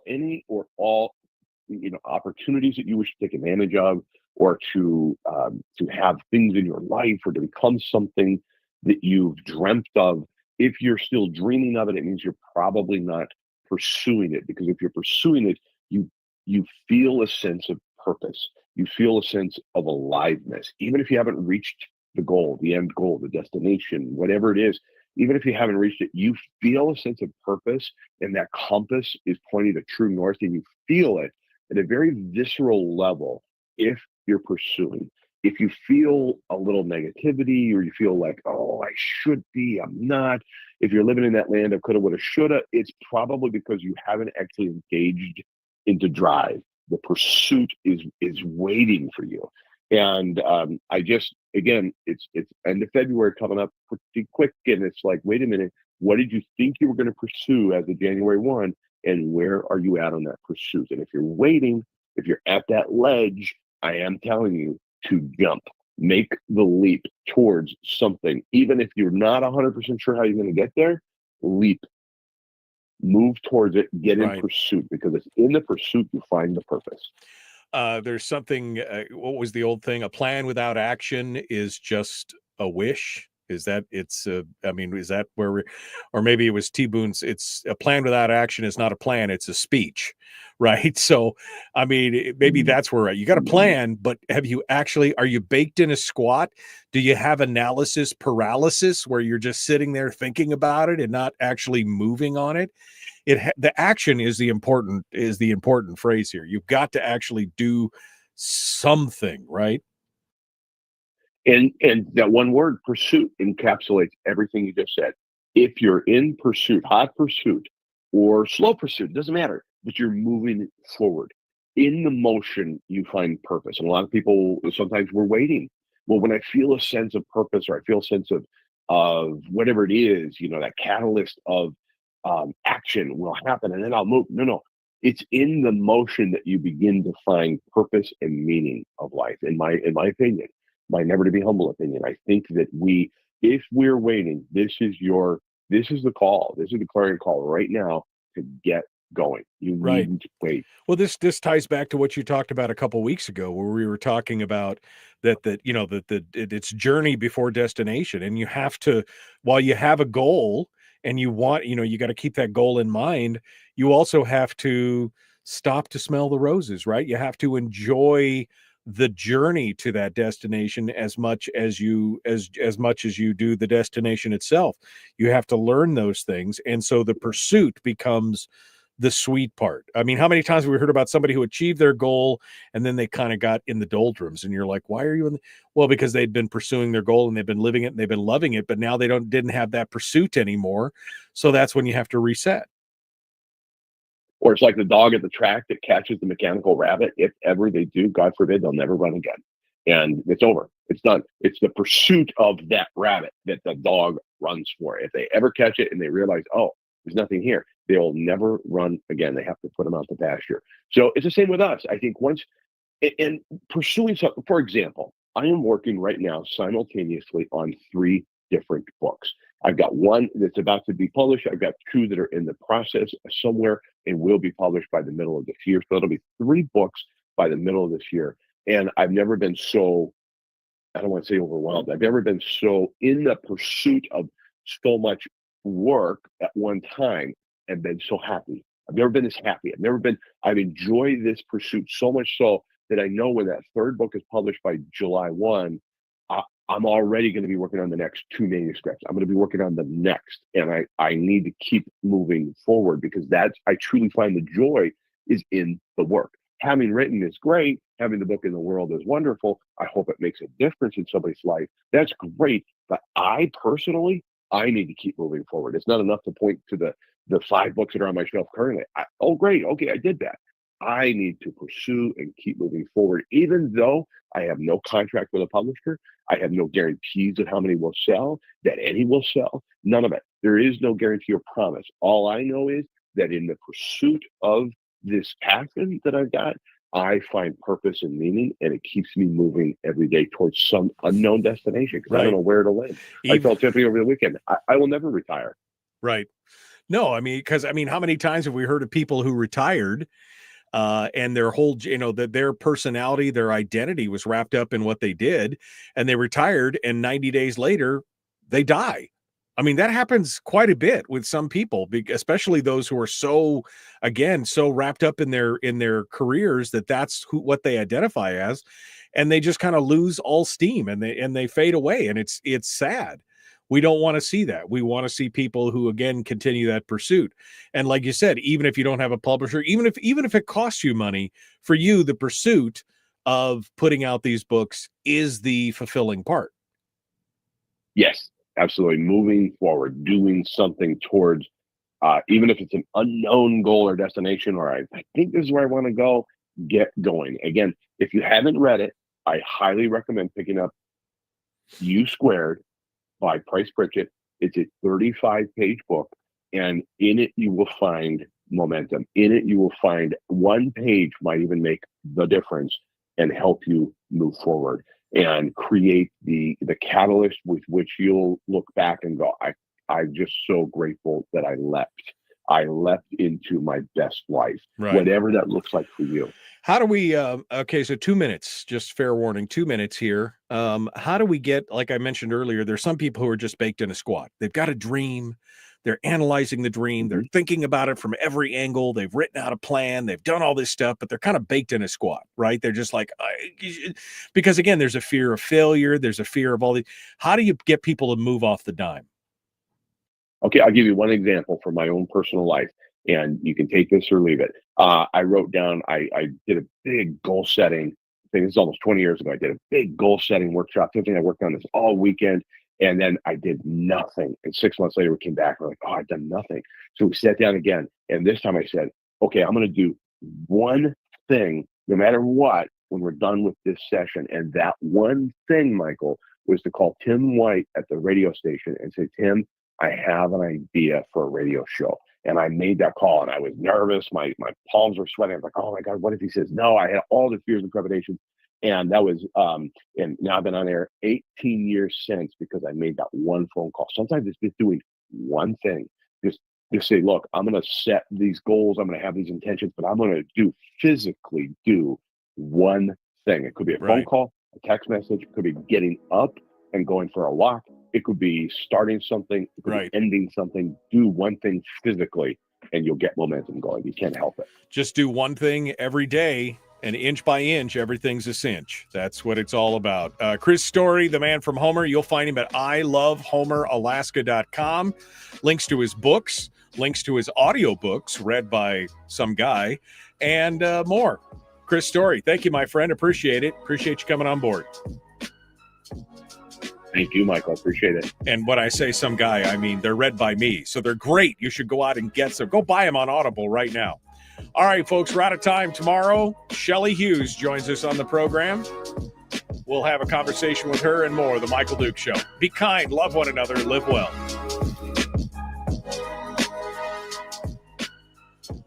Okay. Well, Chris talked me off the ledge. I'm a little more sanguine than I was when I got started. Man, I just get so agitated when I'm like, why do we see this and nobody else sees these problems? Why is it just us that sees this stuff? I don't know. It's frustrating for sure. But this too shall pass. Gonna go have another cup of coffee and get my day started, and we'll be productive. We'll do something. Today's gonna be great for you. I'm going to manifest that for you. Today's going to be great for you. Go out and do something towards your main goal. But be kind. Love one another. Live well. Don't forget to share and like it. Like a third of the people liked it today. Before you leave, before you click that X, hit the thumbs up for me, will you? See you guys tomorrow.